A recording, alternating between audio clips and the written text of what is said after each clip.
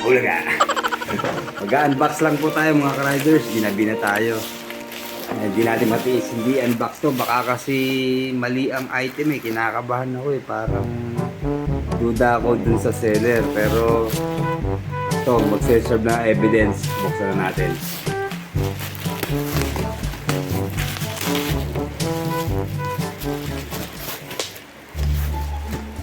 Walaan nyo kung ano to.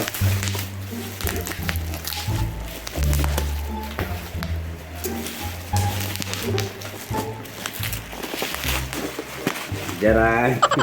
Side mirror pa rin po. At na-disgrasya yung ating side mirror. Nabasag. Kaya buti na lang mayroon tayong nakita na sana bumagay dun sa Aerox natin.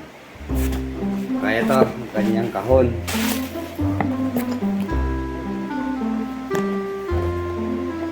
Wala naman siya nakalagay na kung ano bang brand siya. Style lang. Ito nakalagay sa harap. Ito, Shenau side mirrors. Ayan.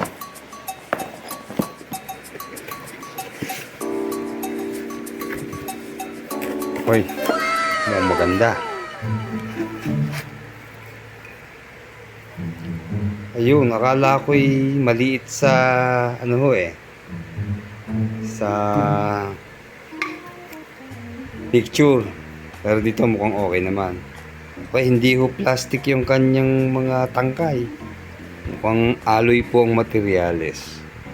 Okay, sana eh, sigurado matibay ito at maganda naman ang presyo nito eh. Okay lang, hindi bluish yung kanyang mga mirror. Siguro ikabit na natin at maaga pa naman. Ang oras na ba? Oh, mag-aalas 11 na pala ng gabi. Pero hindi. Kabit na natin at para may sukat na rin. Baka kasi hindi sukat ito eh. Pero sana'y kasukat naman. Ayan, solid na solid po. Galing nyo. Oh, mukhang mabigat ito. Okay, ano nga bang pangalan ng side mirror na to? Pakita ko lang sa inyo sa Lazada ata. Okay, ito po yung in-order natin. Ang brand po niya eh, ito, Full CNC Alloy Racing Sport 3428 side mirror. Tapos ang seller po nito ay pambansang tindahan. Ayos. Pinoy na Pinoy ang dating ng kanilang store. Pambansang tindahan. Okay, mukhang ubos na po ata siya. Nakita ko dito. Ayan o. Pag ganyan ho ang kanyang kiklik, wala na siyang buy now eh. So, ibig sabihin, ubos na siya. Ano ba bang specs nito? Okay, wag na. Sukat na natin sa ating Aerox. Baka hindi sukat ito. Mahirap na.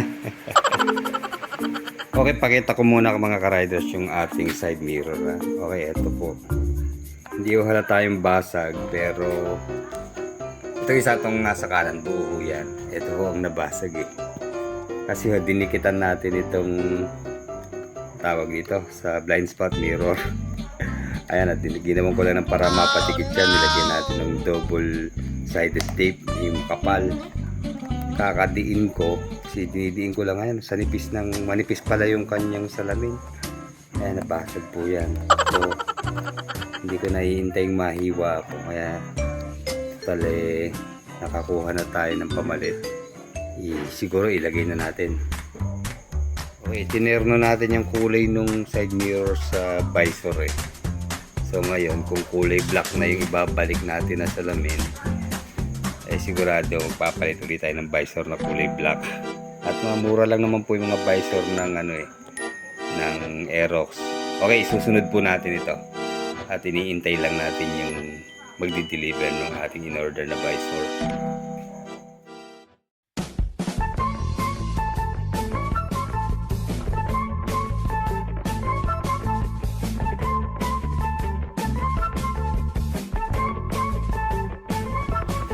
Inumaga na tayo ng pagkakabit mga riders. Pero at least ayun, naikabit natin. Ang hirap po pala. At dapat talaga sa marunong. Pero tayo nangangahas lang eh. Pero nagawa naman natin, yun nga lang po, natagalan. Ito, umaga na. Okay na, papakita ko lang. Okay, ito na ho ang napili natin kasi nakita ko ho sa kanyang itsura, mababa lang yung kanyang pwesto, di ba? Hindi siya mataas. Pero yun lang, sisiguraduhin lang natin na mga ka-riders na malapad yung ating salamin. Ewan ko lang nga kung allowed ba yung gantong medyo mababa ang level niya. Ano ho, paki-comment down below nyo nga po kung okay lang yung ganyang kababa. Nahirapan po tayong maglagay kasi ito, tumatama po sa kamay natin. Itong pinaka mirror, hindi ako komportable pag tumatama. Ayun, i-adjust naman pala dito. Dalawa ho itong bolt nito eh. Nakalagay lang ho itong pinaka cover niya, pero ano ho yan, bolt yan pareho sa loob. So yun, ang ginawa ko nga ho, minove ko ito pa forward kasi medyo nakapaling po papunta sa kaliwa eh, palabas. So ang ginawa ko, tinaas ko, tapos ito na i-adjust din po ito. Pwede natin iangat at ilapit kung nalalayuan ho tayo. Yan, ganun lang po, mabilis lang naman po siya ikabit dahil pareho siyang Allen bolt lang ang gamit. Hindi na natin kailangan iikot yung side mirror at yung bolt na lang ang iikot. Maganda naman yun at hindi na mahirap pihitin. Then ito, naglagay nga pala tayo dito ng isang, ano bang tawag dito sa Mokoto na to. Ito ho yung parang lalagyan natin ng cellphone holder.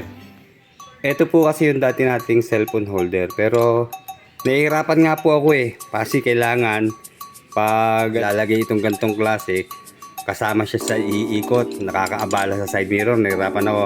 Pero ito okay na naman po dito kasi yung bolt niya, ayun nga po, bolt na lang iikot, papatong na lang natin ito. Kaya lang hindi ko siya maipihit papunta dito sa harapan ng rider, siyempre sa pwesto natin para kita natin yung ating message. Medyo nakapaling po siya papunta rito sa kaliwa, kaya kasi sumasangga nga po dito sa stem niya, makapal ho eh. Kaya kung bumili tayo nung ano ho, yung isa pang klase ng cellphone holder, yung parang may clamp lang siya. Pero yo, papakita ko ito yung item eh. I-unbox na rin natin. Tingnan natin kung tama yung item na binigay sa atin. Maya maya. So ayan mga riders, okay naman siya. Isa pa ito, obligado ho tayo maglagay nitong blind spot mirror pag ganito ho ang ating salamin medyo malapit. Pero ito adjustable pa po to. Ihahanap ko pa po ito ng pwesto para makita natin na maayos yung view natin sa likod. Pero mas maganda rin po yung merong ganitong blind spot mirror para kitang kita natin yung nasa likod natin. Although malapad naman siya, isa pa, yung dati kasi natin, di ba, yung mga stock sumusobra dito sa level ng manibela. So pag sisingit tayo, pwedeng sumabit po yon. So ito, napansin nyo, pasok na pasok siya, no? Siguro gagawin ko, i-adjust ko pa ito para pumantay sa manibela natin. Pero for the meantime, ganyan muna. At pagod na ako.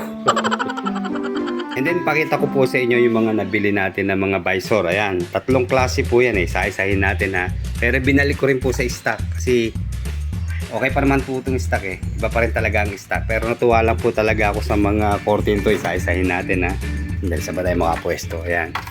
Bali, ano ho ito? Iba-iba presyo. Ito, ang presyo nito nasa 300 pesos. O less 300. Parang 259. Tapos itong isa, parang galing pang Thailand dito eh. Ito, nasa ano ho to? Less 400 naman. Tapos ito, pinakamura. Less 100. Ayan, 90 pesos. So ayan, depende na sa gusto nyong klase. Ito halimbawa, ito ang itsura niya. Ayan. Okay din naman siya, 'di ba? Kulay blue. Maraming kulay na available po ito. Pili na lang kayo sa Shopee, Lazada. Yun lang, maganda ho. Palit na rin kayo ng bolt. Yung mga tornilyo, kasi itong mga tornilyo ho ito, parang hindi siya masyadong makapit. Siguro mga gold bolts, kung ano mang bagay dyan na tornilyo. Ito sana ilalagay ko eh. Maganda to eh. Para terno dito sa ating DRL, di ba? Ito sa K-lighting niya. Pero siguro next time na lang. At parang mas terno po yung kulay black na visor sa ating side mirror. Then ito yung pinakamalaki. Ito masyado naman bulky. Ito yung dati ko nakalagay. Pero depende na sa inyo. Pero para sa akin lang ho, nalalakihan ako eh. Pero kagandahan naman ho dito, meron siyang space pa dito sa gitna. Makakapaglagay tayo dyan ng mga o anumang damit o anumang pwede natin isingit dyan, pinamili. Ayan. tatabi lang natin at sigurado magagamit pa rin naman natin to. Okay, unbox na natin si cellphone holder. Okay, ito po yung expect natin na laman niya. Ayan, di ba?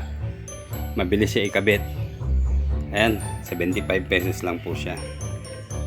So itong isang to, sandali hanapin ko yung kanyang store kung saan natin nakuha to. Ayan, sa Shopee pala natin nabili. Ayan, iba't ibang kulay ang available po sa kanya. Depende po sa kulay na gusto nyo. Oops, balik. Meron siyang black, blue, gold, red, saka silver. Ayun, tatakpan lang. Ayan, silver. Tayo ang kinuha natin ay kulay black. Ayan, bali Mokoto po ang kanyang tatak. Ano lang po siya? 45 pesos. Ayan ang kanyang legit na seller. Speedmoto motorcycle sa Shopee po. Ayan po pala ang tawag sa kanya. Side mirror extension clamp universal. Okay, alam na natin. Clamp siya, clamp. Ang pinili ko lang po yung manipis, yung pinakatangkay, kasi once na makapal po, makaka-apekto po sa ating bolt. Although pwede naman tayo maglagay ng mahabang bolt, ay okay na. Okay na yung maiksi kasi nag-ari naman siya. Tama lang yung kanyang kapal. Kinabit na natin. Mabilis lang naman siya ikabit. Isisingit lang natin sa pagitan po ng stem ng side mirror saka sa mismong kabitan ng side mirror. Okay, go na tayo sa unboxing. Okay, silyado po yan para sa seller. Ayan, ibidin siya.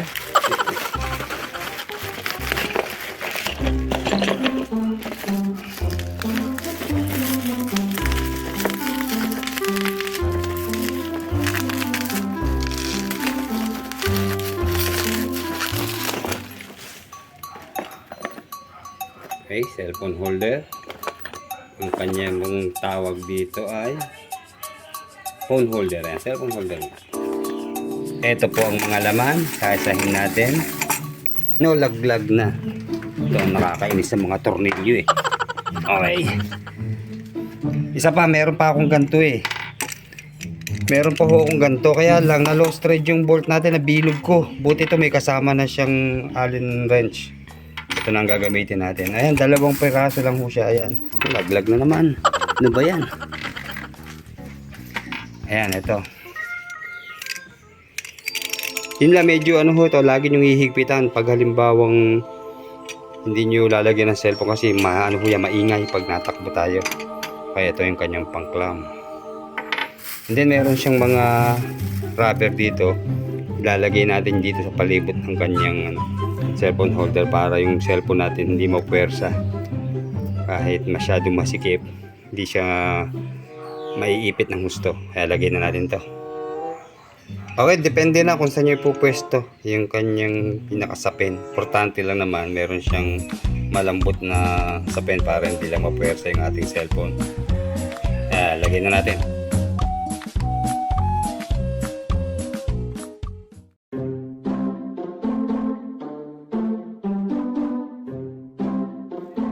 Okay, nakakabit na. Akala ko magsisingit pa tayo ng bolt dito kasi yung isang kinakabitan ko po siguro payat yung kanyang clamp.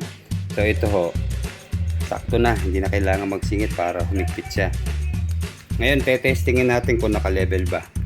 Lalagyan natin to ng cellphone Kaya lang ngayon napapansin ko, ano siya sa halaga nga naman kasi niya 45 pesos, 75 pesos. Ayan ang problema, maingay yan pag ito ay hindi ginagamit.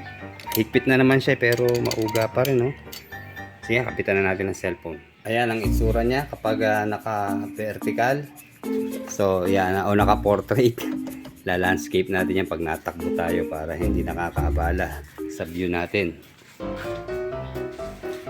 Ayan, siguro sakay na tayo, check natin kung tama ba yung level sa ating buka. Kasi tayo pag may tumatawag, lalo na sa messenger, hindi na ako kailangan tumigil. Pero hindi naman kailangan pag nga meron pong tumatawag, wag kong tingin ng tingin sa camera.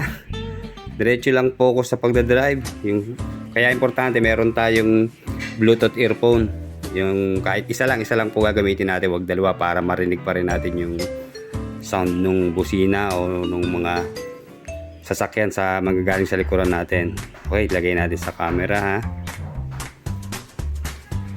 Yan po. Siyempre, re-reverse natin yan. Ayan. Ayan, ang level na siya. Eksakto siya sa atin, oh. Di ba? Para pag halimbawa may tumatawag, kita tayo na nagdadrive, di ba? Like and subscribe. Ay, kalalayo, diyan ka lang. Oh. Ayan, di ba? Okay ang pwesto. And then, pwede pa rin natin gamitin yung camera nito sa harap. Kaya lang, tingnan nga natin ha. Ayan, takip siya ng visor. Hindi na siguro. Importante lang sa front camera lang niya. Yun lang mga ka-riders, may issue po dito sa ating cellphone holder. Tinanggal ko tong kanyang cover. Edi nagsakto na. Kasi nga ho, di ba, meron tayong sinapin ng mga parang sticker. Medyo sumikip siya. Sa pa yun, yung ating tempered glass na ipit. Kaya nag-angatan, no. Pero nakalock naman siya, okay naman siya. Sa ganyang sa gantong cellphone holder, yun lang tatanggalin natin yung ating casing. Okay, marami pa rin naman po tayong choices, lalo na sa cellphone holder. Pwede pa rin po ito. Kung hindi naman po gantong klase ang inyong side mirror, swak na swak po itong gantong cellphone holder. Isa pa ito, yung bar sa gitna. Okay din po ito. Yan, magkabilang dulo, di ba? Kakabit natin. Tapos pwedeng nasa gitna yung cellphone. Yun lang po ang disadvantage nun, makukuberan ng cellphone yung ating Like and subscribe. panel, kaya makakaabala yun. Hirap din po na hindi natin nakikita yung ating speedometer o ano pa mga indicators, di ba? So okay din naman po ito, didiskartahan nyo na lang na maiiwas sa ating mga panel.